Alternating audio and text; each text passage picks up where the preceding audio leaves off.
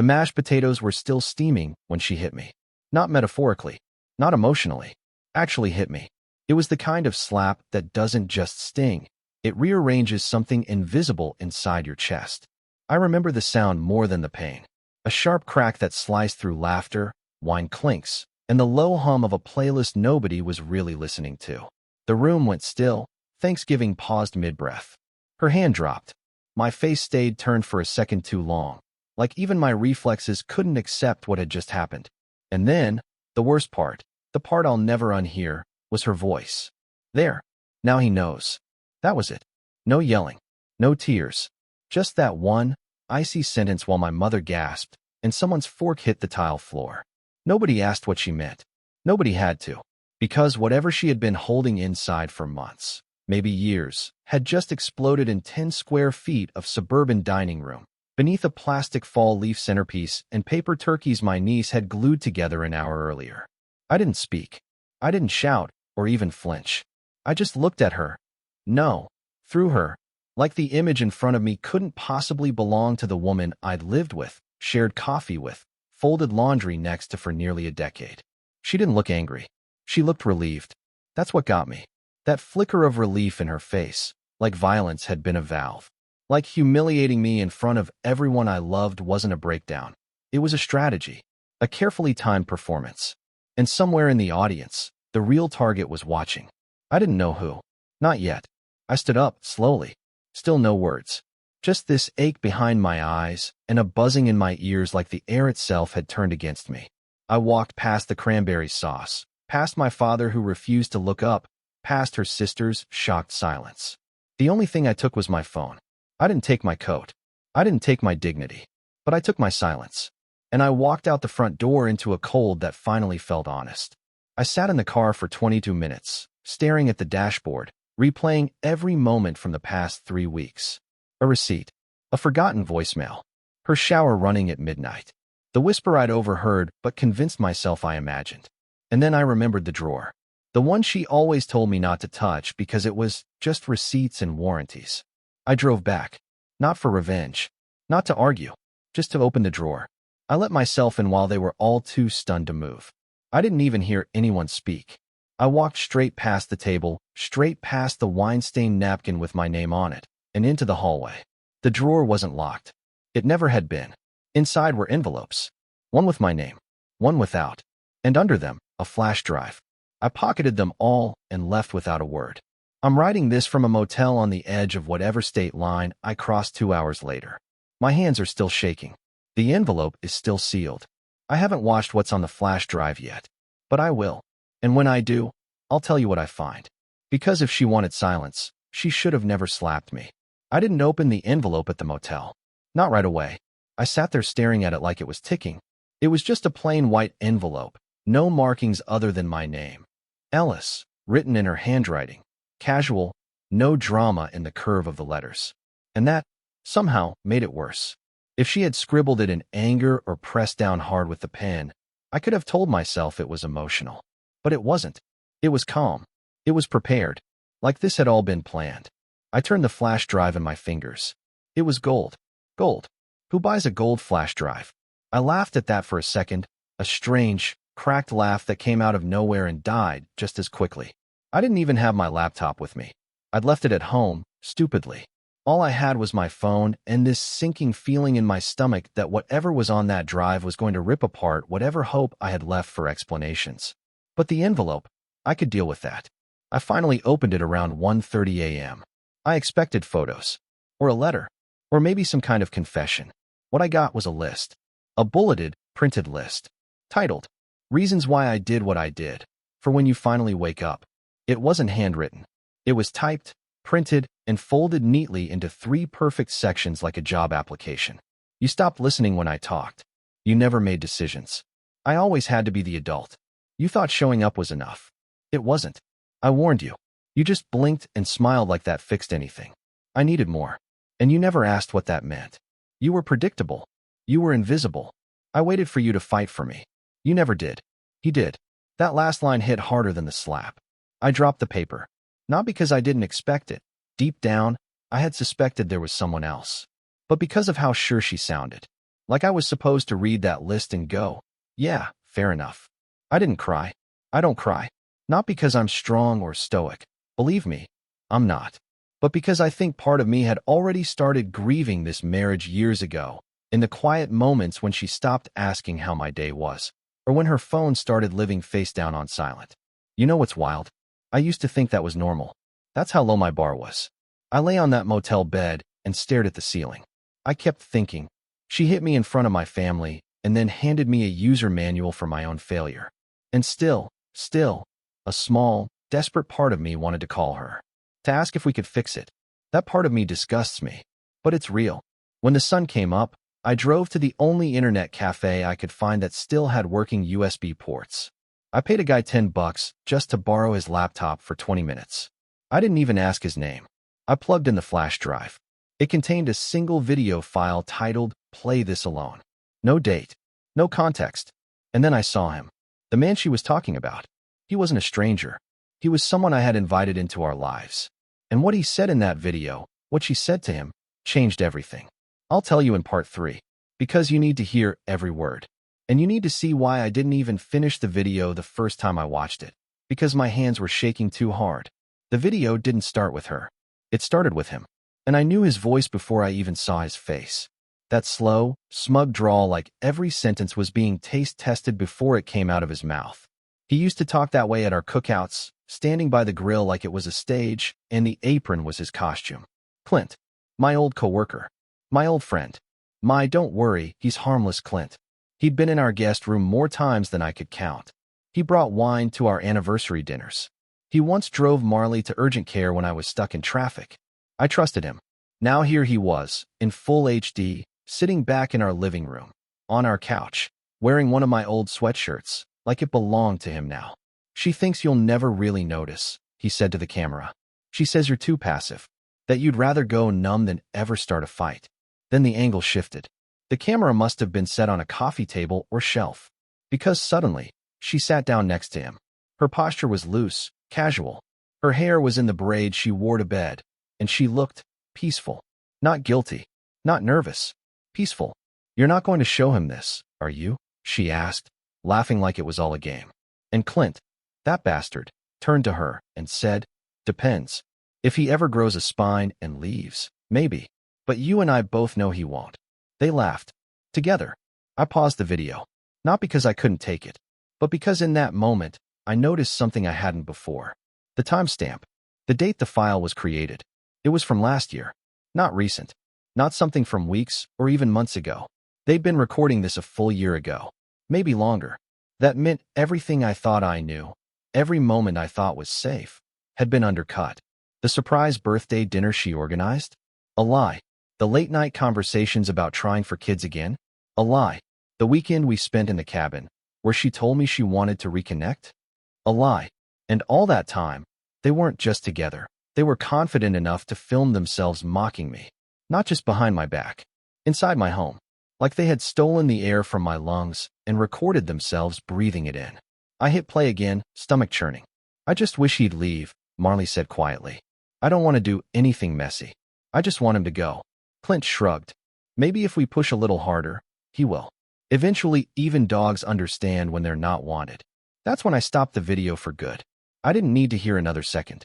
I closed the laptop, thanked the guy I borrowed it from, and walked outside. I didn't scream. I didn't collapse.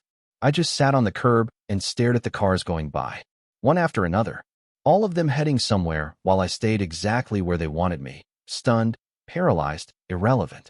But something shifted in me that morning.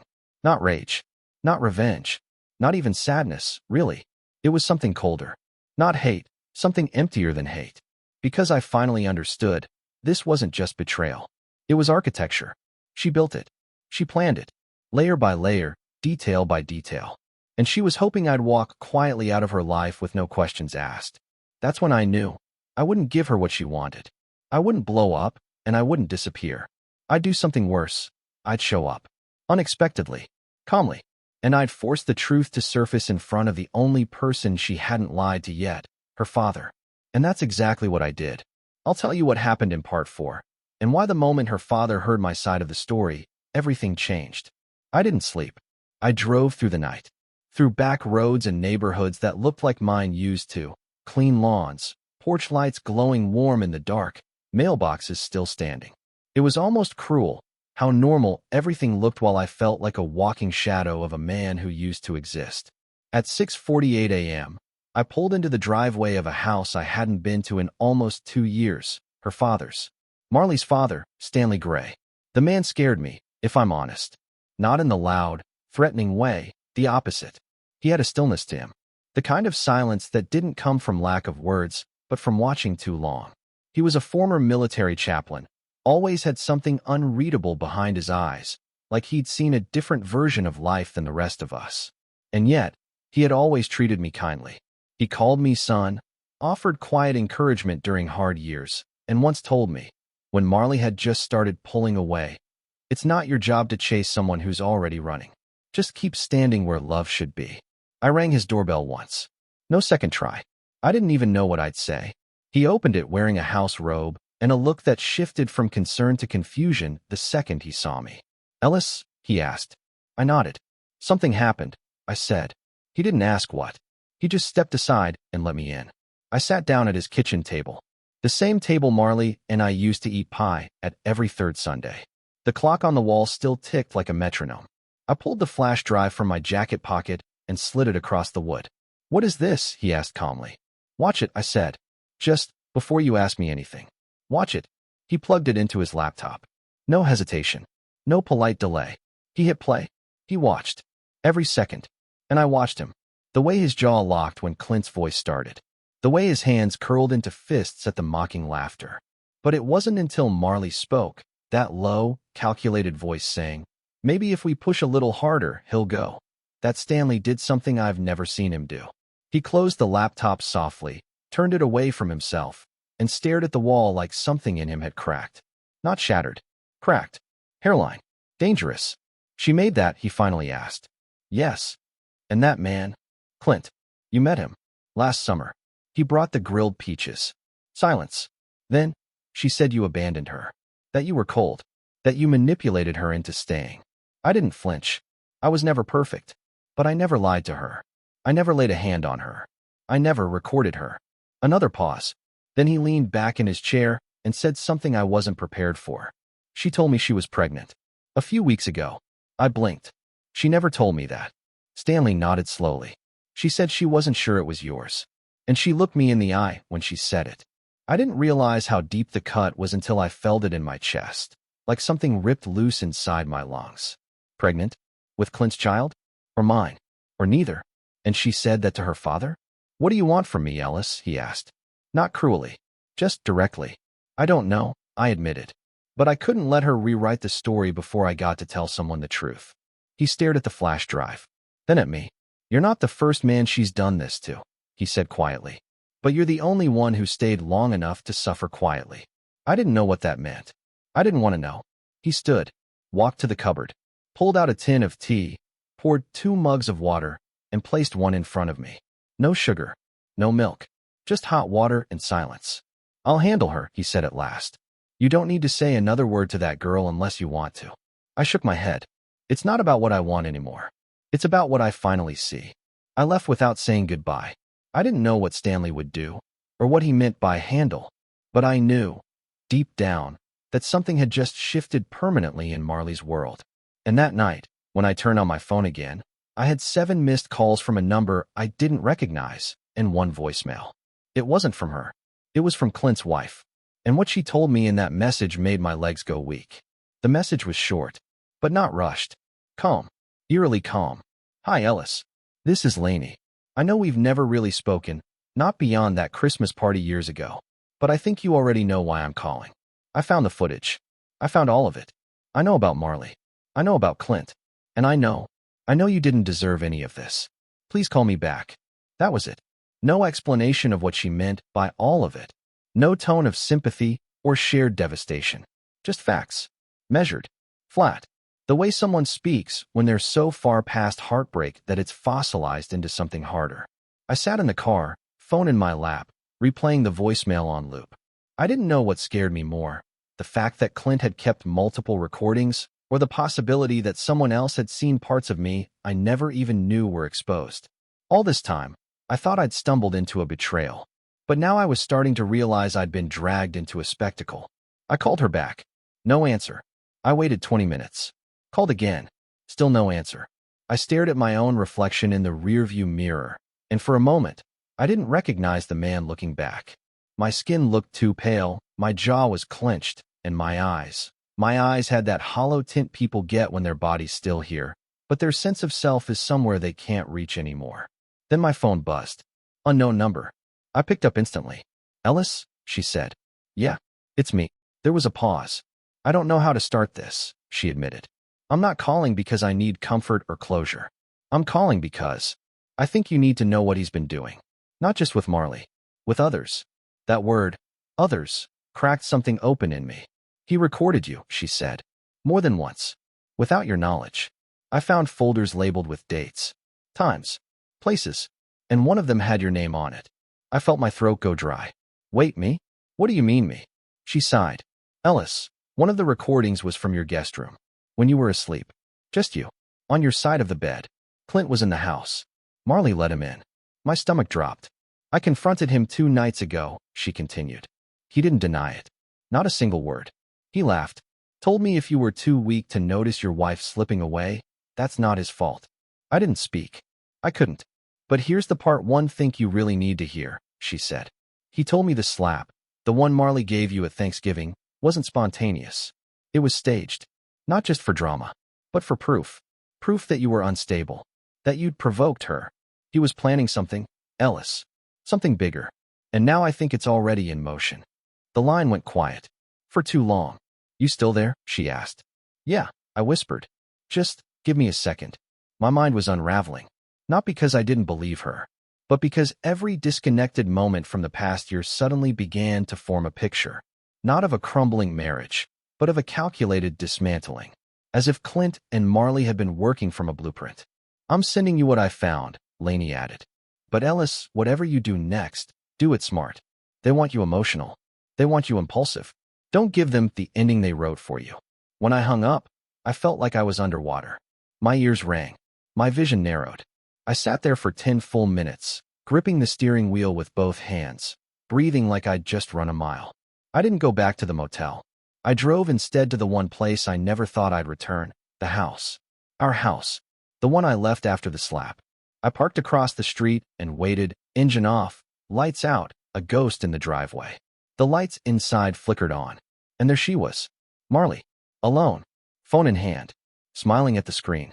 She hadn't noticed me, but I was done watching from the sidelines. So I stepped out of the car, walked up the front steps, and rang the bell. She opened the door, and her face felt like a stage curtain ripped mid-show. She wasn't expecting me, but what she said next, the very first sentence out of her mouth, told me everything I needed to know. And I'll tell you exactly what she said. Because it was the moment I knew. She thought she had already won.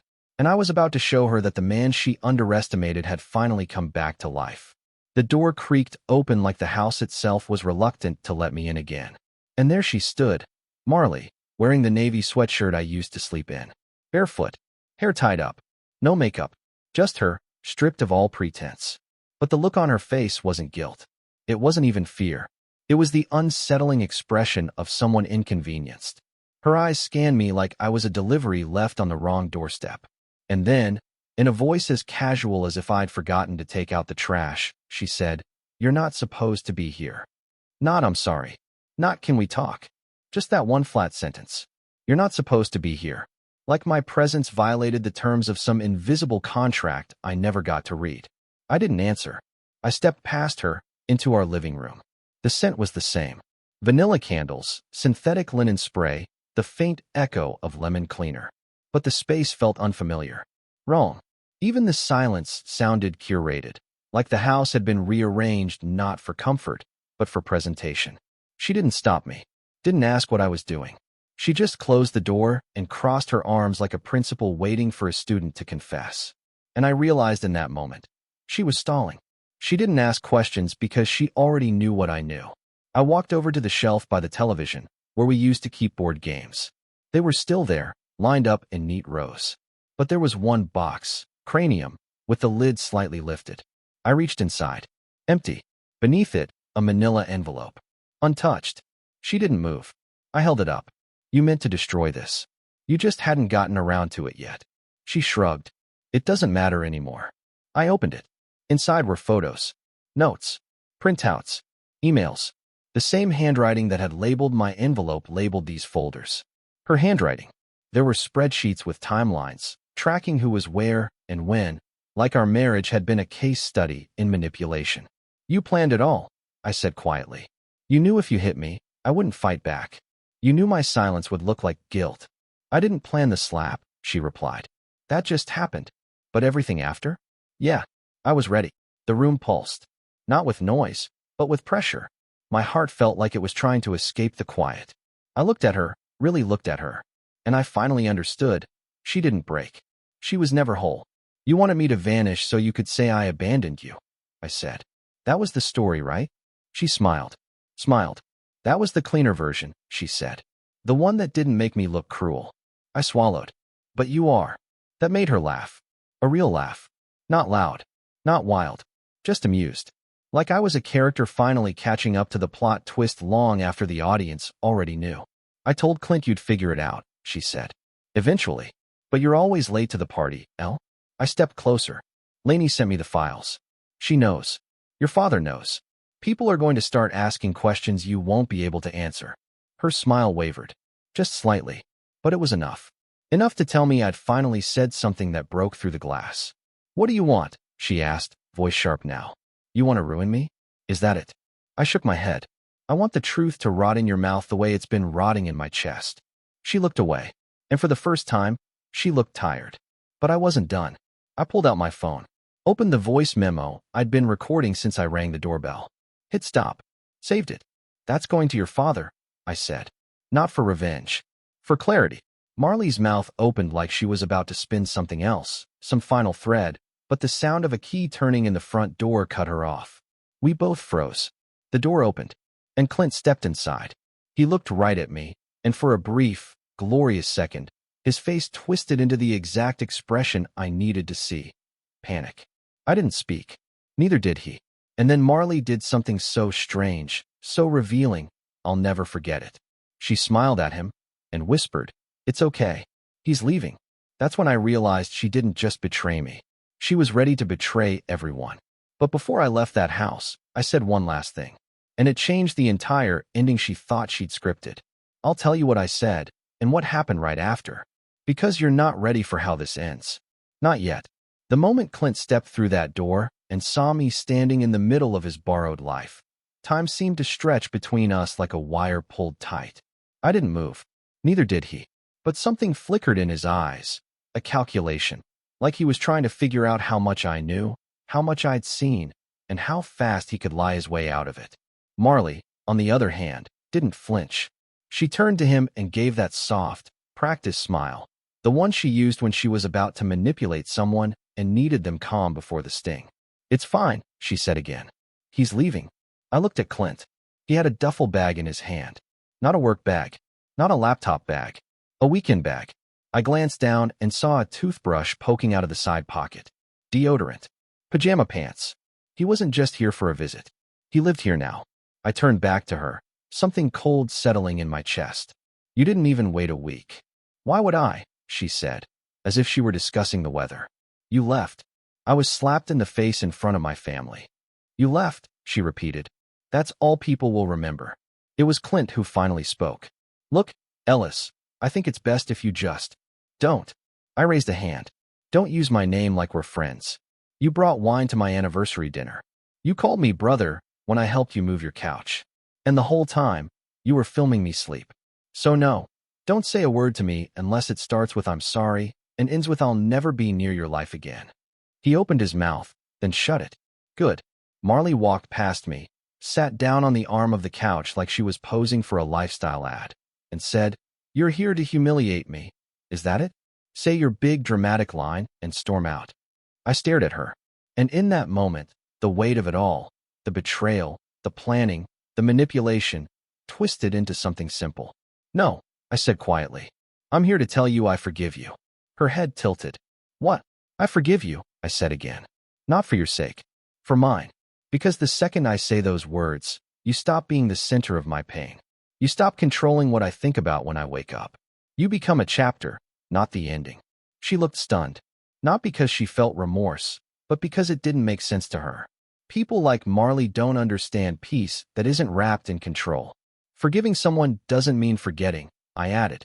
It just means you no longer get to shape what I become next. Then I turned to Clint. I pity you.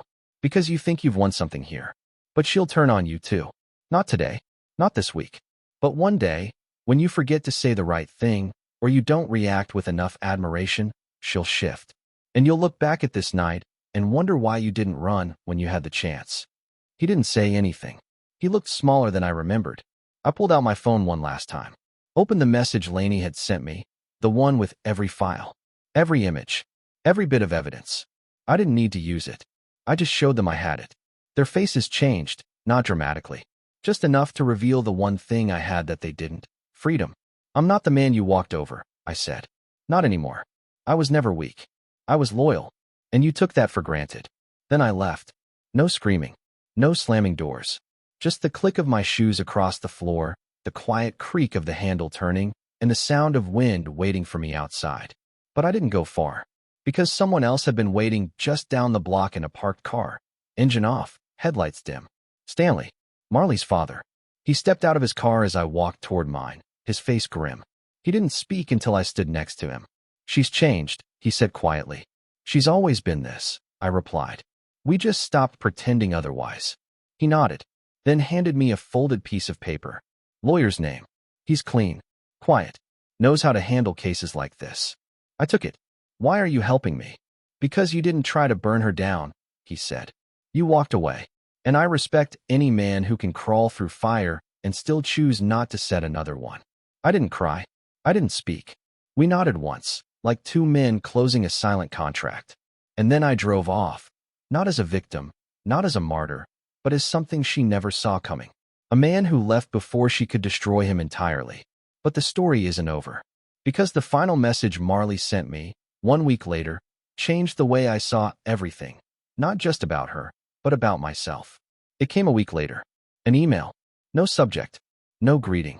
Just 4 words in the body. Are you really done? It was from her. Marley.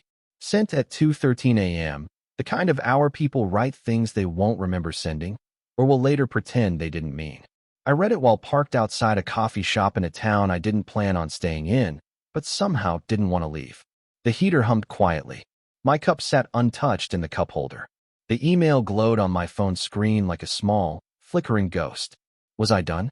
That was the question, right? Not just with her, but with the version of me that tolerated what she built. The man who kept shrinking himself to make someone else feel bigger. The man who confused silence for peace, and who thought being steady was the same as being loved. I didn't reply, not because I didn't have anything to say, but because silence, now, was finally mine to give. A few days later, I moved into a small apartment over a used bookstore run by an elderly couple named Virginia and Ed. They lived upstairs and made soup on Wednesdays and asked about my day like it actually mattered.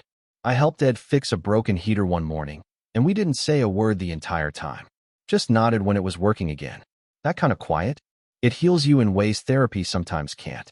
I started drawing again, something I hadn't done since college. I didn't know I missed it until I found myself buying a sketchpad out of boredom and filling 10 pages in a single night. Not because the work was good, but because the act of creating something, anything, reminded me I was still here, still capable of making something that wasn't pain. One afternoon, I got a call from Stanley. She's leaving town, he said. Off to Seattle with him. I thought you should know. Thank you, I replied. She asked me if I'd ever forgive her, he added. I told her I didn't know, but I told her I was proud of you. That hit me harder than I expected. Not in a crushing way, in a settling way. Like the weight finally shifted and I could stand up straighter. The divorce moved forward without drama. I gave up the house, the furniture, even the dog. Not because I didn't care, but because I knew keeping physical pieces of a broken life just traps the air inside it. Letting go wasn't surrender. It was strategy, emotional architecture. I was building something new. Months passed. Spring arrived quietly. The bookstore bloomed with local visitors. I learned how to make decent coffee. I learned how to be alone without being lonely. There's a difference, and once you feel it, you never settle for noise again. And one morning, I found myself walking through the farmer's market, and someone tapped my shoulder. She was holding a bag of peaches. "Are these as good as they look?" she asked. Her name was Noelle, a school counselor. Warm eyes. Soft laugh. She didn't know my story. Didn't care. We walked for 30 minutes just talking about books and bad weather. When we said goodbye, she said, "You seem like someone who's been through fire and chose not to bring the smoke with him." And I smiled. A real one. Because I finally believed it too. So no, I didn't get my wife back. I got myself back. And for the first time in a long, long time. That was more than enough.